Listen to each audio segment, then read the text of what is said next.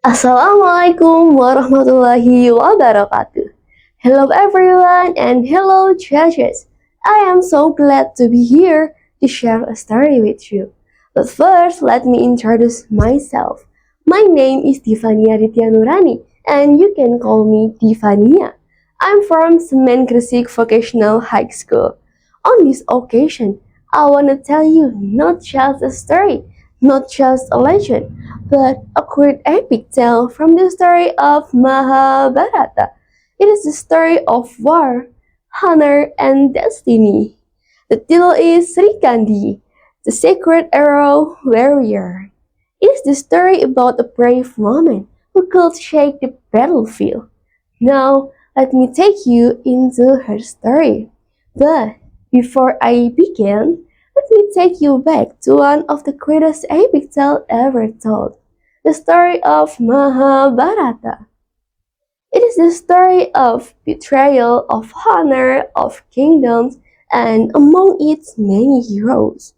And one had the greatest courage, and not a king, not a prince, but a woman.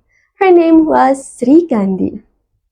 In Japanese wayang stories, Srikandi is not only a princess, she is a warrior, a master of bow and arrow, standing shoulder to shoulder with the bravest men.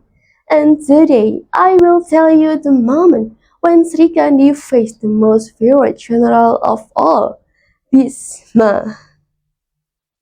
Long ago in the age of kings and kingdoms, there lived a princess whose courage burned brighter than the sun. Her name was Srikandi. She was born in the palace of Drupada of Panchala. While her siblings sought power and wealth, Srikandi's heart longed for something else. Not silk, not jewels, but the life of a warrior. From the moment she could walk, she was drawn to the training grounds. While the other princesses played with dolls, Srikandi held wooden sticks, pretending they were a bow. And then came the ladder of the soldier. A princess with bow? Go back to your embroidery, little one.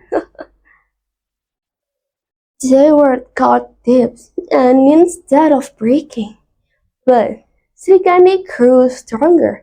Every night in silence, she practiced. She pulled her bowstring until her arm ached, and until her fingers bled. And in the silence of the temple, she whispered a prayer. Oh God, if I was born a man, I could fight for my people. But if I must remain a woman, then let me be the fiercest warrior the world has ever known. Years passed, and seasons changed, and so did Srikandi. Her skill became sharp as steel, her spirit unyielding, and in time her heart fought its own battle. For among the Pandava brother, she saw Arjuna, his grace, his courage, and his unmatched skill with the bow.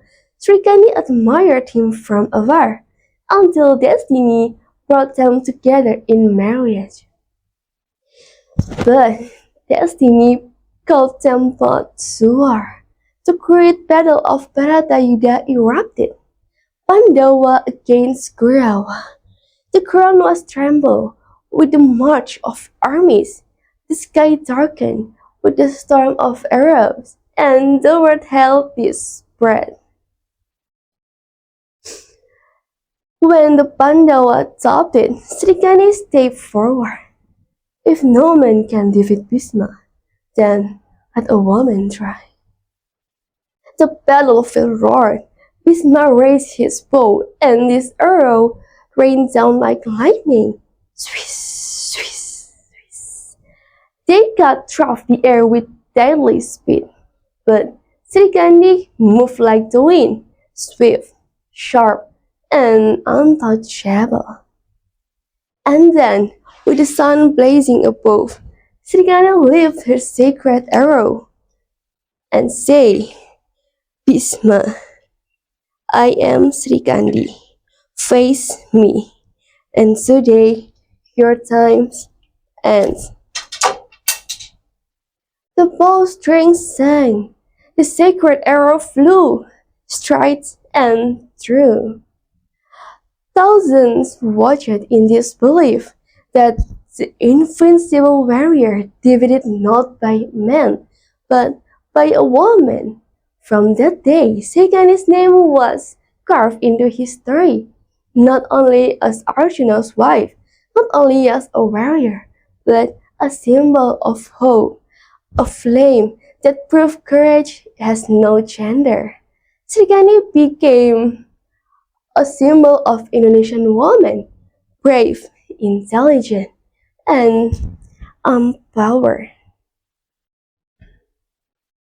So, let her legacy inspire us to be bold, to be brave, and to never give up with our dreams. Ladies and gentlemen, thank you for your attention to my story today. And if there were any mistakes in my words or my action, I'm really sorry to say that. So, wassalamualaikum warahmatullahi wabarakatuh.